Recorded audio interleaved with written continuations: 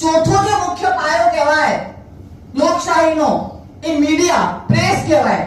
એ વખતે ટીવી તો હતા નહીં, પણ પ્રેસ એટલે પ્રિન્ટ પ્રેસ હતી। પ્રિન્ટ મીડિયા પર સેન્સરશિપ મૂકી દેવામાં આવી। એમના પ્રિન્ટ મીડિયાના પ્રેસના ઓફિસોની વીજળીની લાઇટના કનેક્શન કાપી દેવામાં આવ્યા કે જેથી કરીને પ્રિન્ટ મીડિયા પોતાની વિરુદ્ધમાં કંઈ છાપી જ ના શકે। એટલે જોખમીની હદ પાર કરી દેવામાં આવી અને આખી સત્તાના સૂત્રો એ ઇન્દિરાબેનનો દીકરો હતો સંજય ગાંધી એને પાસે પહોંચી ગઈ।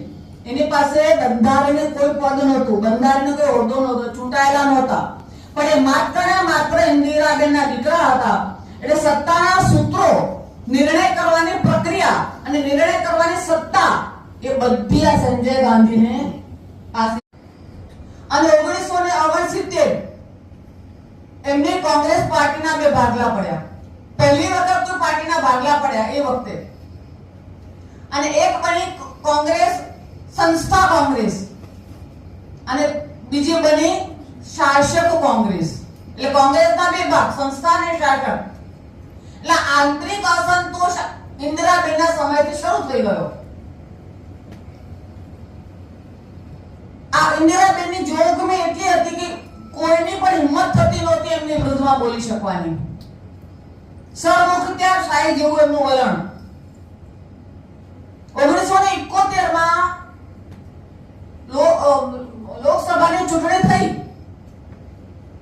બહુમતીથી જીત્યા, પણ એ જીત્યા પછી એમની સામે જે લડેલા ઉમેદવાર હતા રાજનારાયણ, એમણે આ પર ઉપસ્થિત અમદાવાદ જિલ્લાના ભારતીય જનતા પાર્ટીના અધ્યક્ષ માનનીય શૈલેષભાઈ,